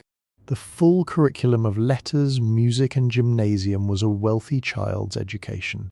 The poor child got the minimum that time and money allowed, and then he got a trade. For girls, the education happened at home, transmitted by mothers and female relatives, and its content was the management of the household. Weaving, cooking, the oversight of slaves if the family had them, the rituals of domestic religion, the skills of running a home that would eventually be her primary domain. A girl of good family might learn to read, she might not. The sources are not consistent on this point, which suggests the practice was not consistent either, varying by family and circumstance rather than settled by any general expectation. What was settled was that a daughter's education was preparation for marriage, which came early, typically in her mid-teens, to a man considerably older, arranged by her father. What the Athenians were doing through all of this, the Homer and the wrestling and the weaving and the early marriage, was reproducing themselves. Education in Athens was not about expanding what a child might become. It was about installing in the child what the community had already decided they should be. The citizen body needed to look like something recognizable in the next generation. The household needed someone who knew how to run it. The careful, narrow, specific education of Athenian children was a city talking to its own future in the most controlled voice it could manage. After the serious business of education and the reproduction of civic values, there was eventually a pause, not a long one, not an organized one, but in the hours between the morning's work and the evening's return to the household. Ordinary Athenians found the small corners of the day where nothing particular was required of them, and they filled those corners the way people have always filled them, with conversation, with company, with the particular pleasure of standing somewhere warm and talking to someone who was also standing there. The barber shop was one of those places. In Athens, the barber's shop was not primarily a place where you went to get your hair cut, though hair was cut there. It was a place where you went to find out what was happening. Barbers occupied a specific position in the city's information network because everyone eventually needed them, and while they worked, people talked. News travelled through barber shops in Athens the way news travels through any place where people sit still and have nothing to do but listen. There is an ancient joke, well documented enough to suggest it was old even by Athenian standards, about a barber who asked a customer what style he preferred, and the customer replied, "Silent." The joke was that barber shops were understood as places where silence was essentially impossible, which was the whole point of them. Alongside the barber, there was the workshop, a cobbler's stall, a smith's bench, a fuller's yard where cloth was being processed. These were not separate from social life in Athens the way a modern workplace might be. They opened onto the street. Passers-by stopped. Arguments developed. Someone had an opinion about the court case from yesterday, and the cobbler had a different opinion, and a third person walking past found both opinions insufficient and said so.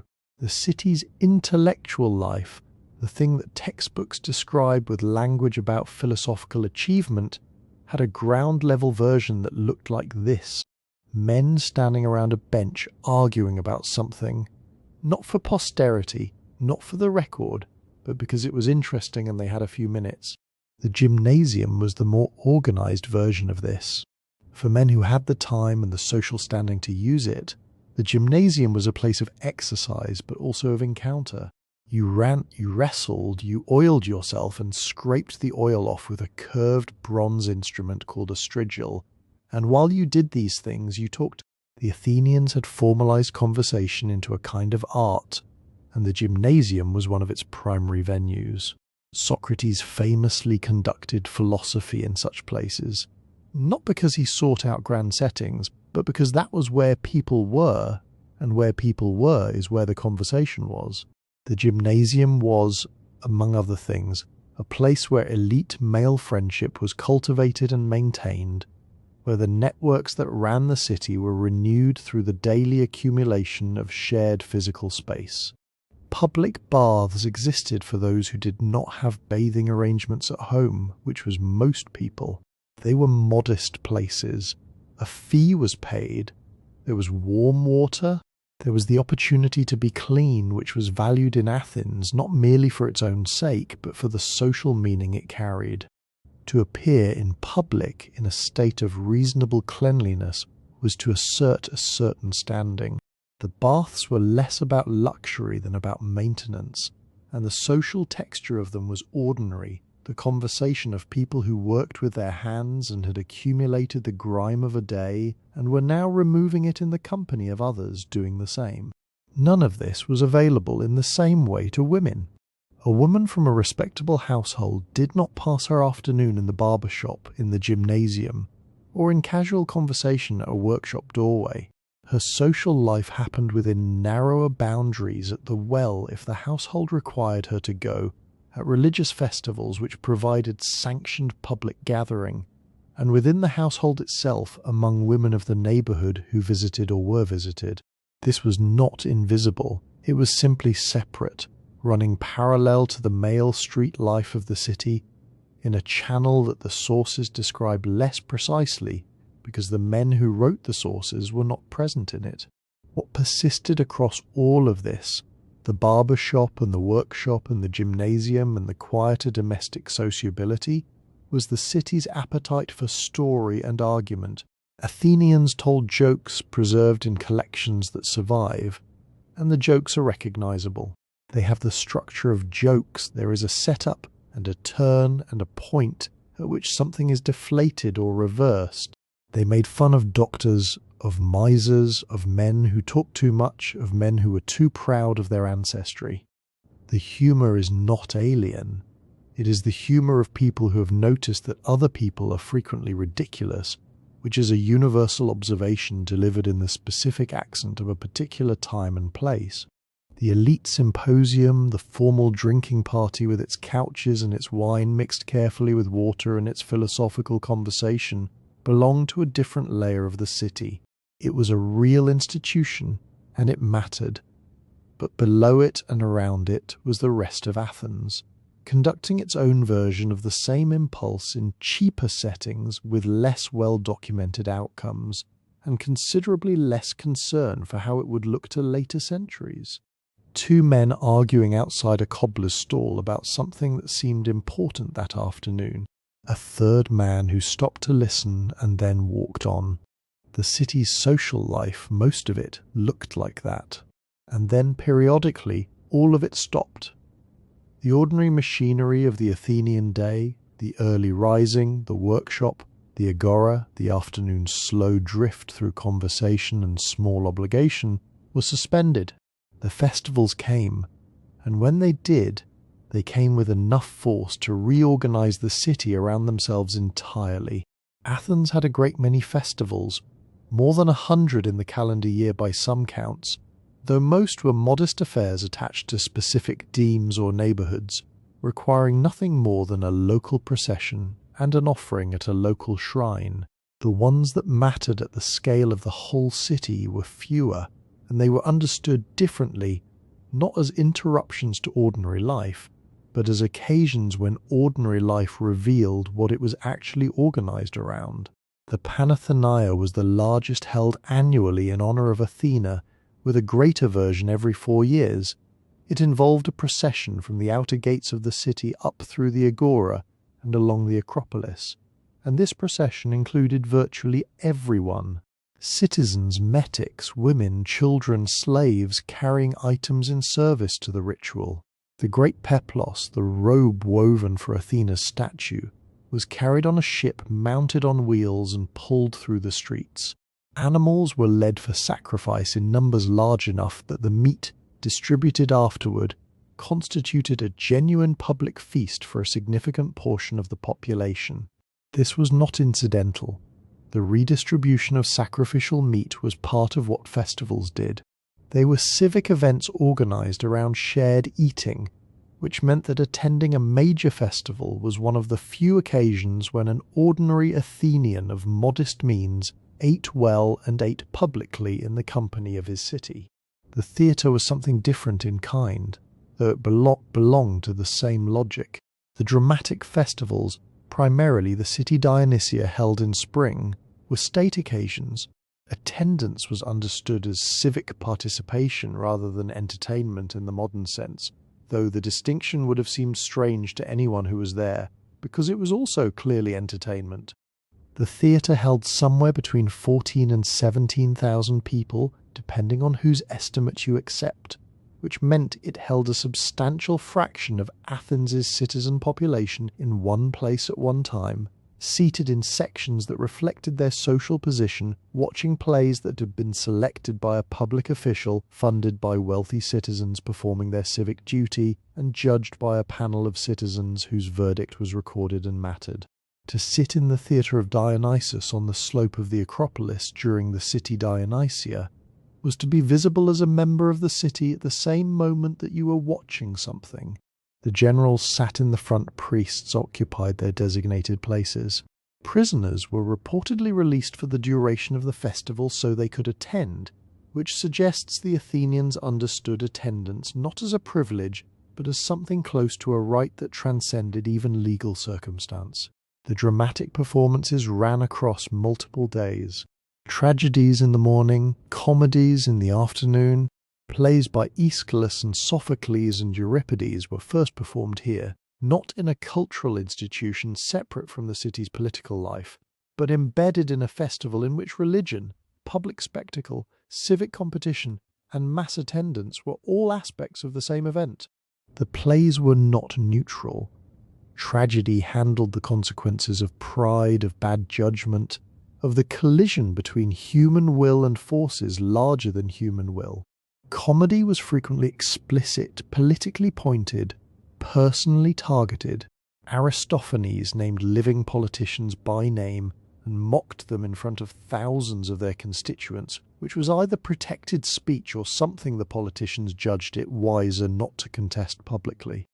Either way, it was happening in the same space and on the same days as religious observance, and no one appears to have found the combination contradictory. Religion and politics and entertainment occupied the same occasion because the Athenians had not separated them into distinct categories in the way that later cultures would. The ordinary citizen in the audience, the man who spent his week at a craft bench or in the fields of his small farm, sat in that theatre during the festival days and was part of something that was simultaneously larger than himself and organized around his participation. The city was performing itself for itself.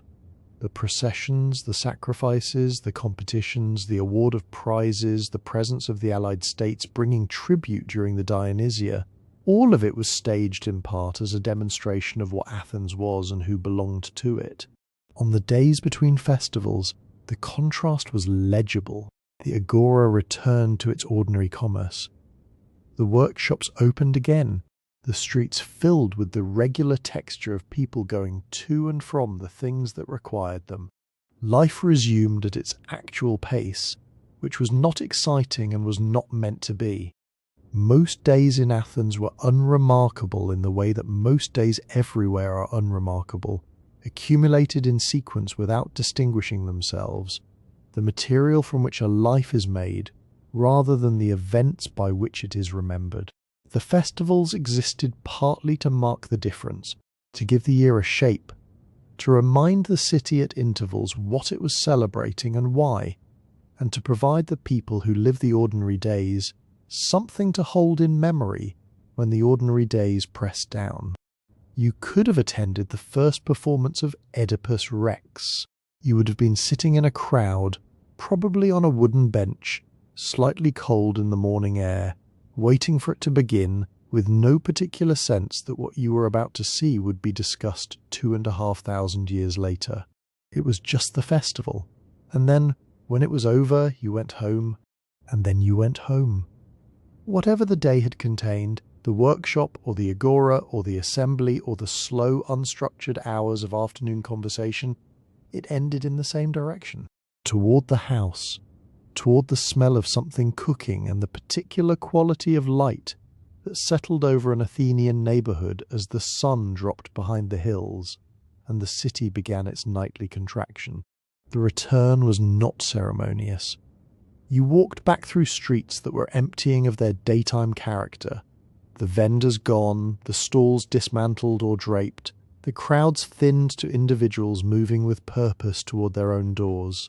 The city had a different texture in the evening, quieter in a way that was less about silence than about direction. Everything moving inward, everyone returning to the unit that the day had briefly dispersed.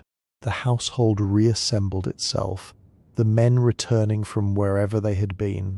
The women who had managed the domestic space all day, supervising preparation, organizing the stores, directing slaves where slaves existed, attending to children, attending to the 1,000 small necessities that kept a household functioning, without appearing to be anything in particular. They had been working the whole time the men were out. The difference was that their work was invisible in the way that background is invisible, noticed primarily when it fails. Supper was the main meal of the day for most ordinary Athenians, and it was a more substantial event than breakfast had been. Though substantial is a relative term and should be understood in proportion to the household's means. Breakfast had been bread, perhaps olives, perhaps a little wine mixed with water, eaten quickly and without ceremony in the early light. Supper had been prepared over the course of the afternoon. It was eaten with something closer to intention. The food was still simple. Barley or wheat bread, still the foundation of everything.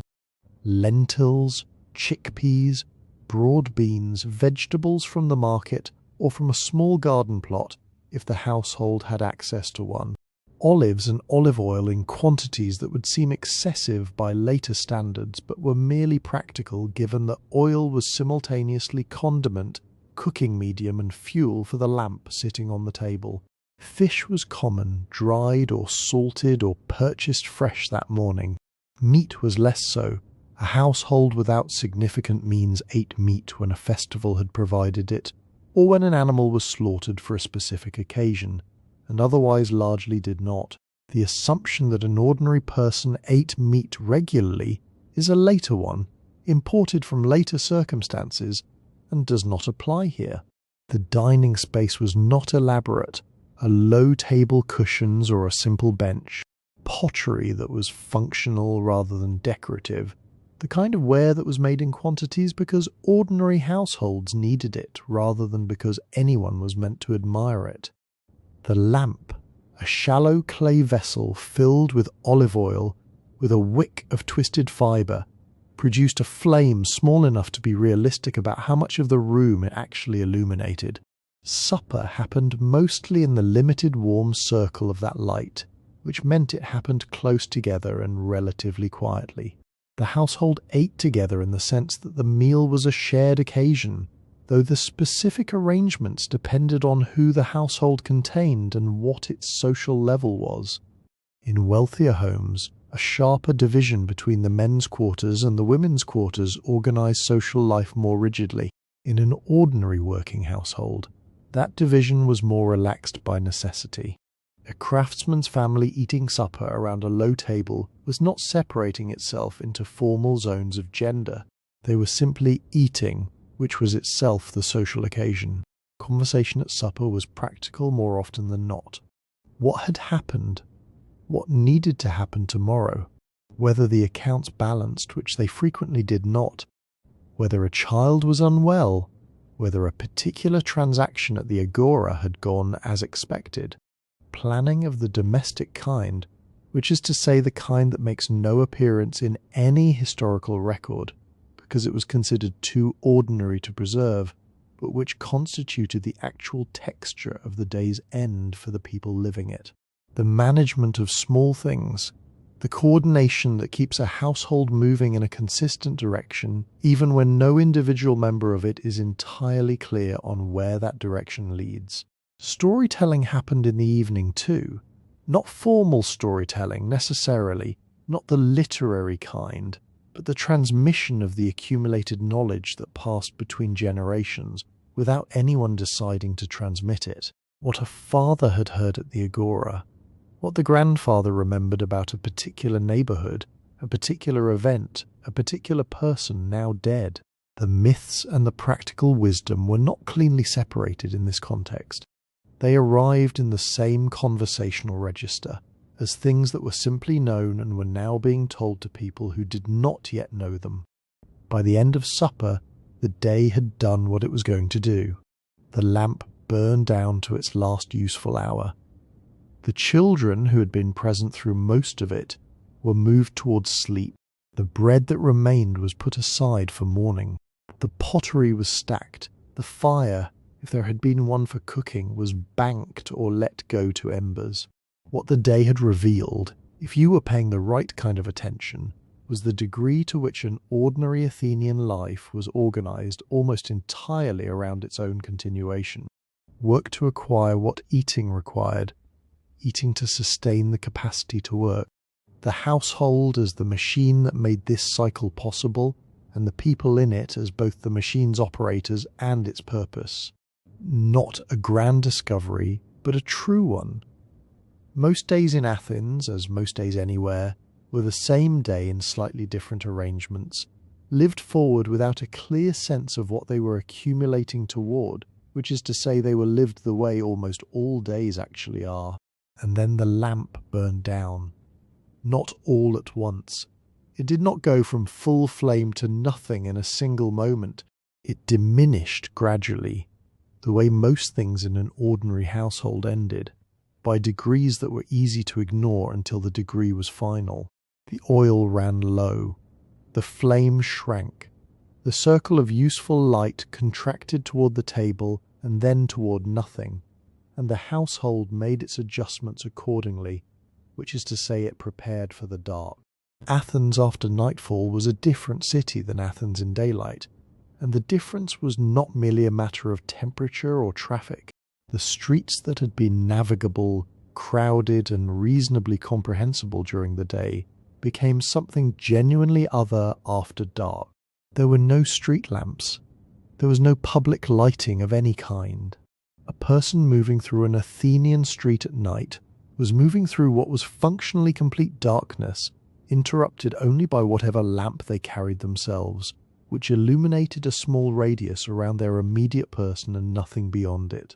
The rest was shapes, sounds, and guesswork. This made nighttime movement a matter for people with a specific reason to be out in it. A slave sent on a late errand, a man returning from a symposium, which is to say from a wealthy household's drinking party, the kind of occasion that ordinary Athenians attended, rarely or never, people whose work required the night. The city did not simply shut down at dark, but it became selective in who it welcomed, and the selection was not entirely under anyone's control. Theft happened at night. Disorder happened at night. The things that daylight's visibility discouraged did not disappear when the visibility disappeared. They simply found their conditions more favourable. The door of an ordinary Athenian house was bolted with a seriousness proportional to this understanding. The bolt was not symbolic. It was the actual mechanism of safety, and it was checked. Houses in a dense urban neighbourhood sat close enough together that the sounds of the street were present even from inside. Voices at a distance, the occasional animal, someone moving through an alley in a way whose purpose was not entirely clear. The city at night produced a specific ambient unease that was familiar enough to be largely unremarkable, but present enough that no one who lived in it fully forgot it was there. Inside, the household closed around itself. This was the part of the day in which the unit was most visibly a unit. The fewest people, the smallest space, the dimmest light, everything drawn to the centre. Children settled near adults by instinct or necessity. In a house with a single sleeping room, which described a significant portion of ordinary Athenian households, privacy was not available in any meaningful sense and was not particularly expected. People slept close together. They heard each other breathe. The intimacy was the kind produced not by affection alone, but by floor space, by the number of bodies a room contained, and by the fact that warmth on a cool night was a resource that distributed itself according to proximity. The concept of a private inner life, of thoughts that belonged entirely to the person thinking them, existed, but the conditions for practicing it were limited by the material facts of the house. Exhaustion helped the day that had begun before sunrise and filled itself with labour, movement, transaction, and the accumulated small negotiations of household and public life did not typically leave a person with extensive reserves for reflection once the lamp had burned to nothing. Sleep was not a choice made from comfort. It was a biological demand met by people who had earned it. But the moment before sleep, the last few minutes in which the body had gone still and the darkness had settled and the sounds of the neighbourhood were the only external information remaining, that moment likely contained something, a kind of accounting, whether the day had gone as it needed to go, whether tomorrow's requirements were manageable, whether the stores would hold, whether the child who had been unwell was breathing steadily. The practical inventory of a life whose margin for error was narrow enough that it bore checking even at the edge of consciousness. The uncertainty that structured ordinary Athenian life did not take the night off. A bad harvest was always somewhere in the future. A disruption to trade was always possible. Illness operated without a schedule. The city was prosperous by the standards of the ancient world and genuinely precarious by any other measure, and the person lying in the dark at the end of an ordinary day knew both of those things in the way that you know things which are so consistently true that they have stopped requiring active thought and have simply become the texture of existence. And then sleep came, because it always did, because the body would not be refused indefinitely, and the household settled into a darkness that was complete and quiet and unremarkable. The same darkness that had preceded the day, the same darkness that would produce the next morning, identical in its structure to the one that had just concluded, requiring the same things of the people who would wake into it. This is how an ordinary day in Athens ended. Not with any conclusion exactly, with continuation. The household breathing in the dark, accumulating toward another day whose shape it already knew, which is perhaps the most human thing about it, and perhaps the most worth paying attention to. Athens is remembered for its ideas, for the specific and extraordinary cluster of intellectual and political developments that emerged from this city in this century and that later ages decided were foundational to everything that came after. Democracy, philosophy, drama. The Parthenon sitting on its hill above the rest of the city like a statement that the place knew what it was doing. And all of that is true in the way that true things can be simultaneously accurate and incomplete. What a single ordinary day reveals, traced from the moment before sunrise through the bolting of the door at night, is that the famous Athens and the functional Athens were not always the same place. The democracy that the city is credited with inventing excluded the majority of the people who lived within it.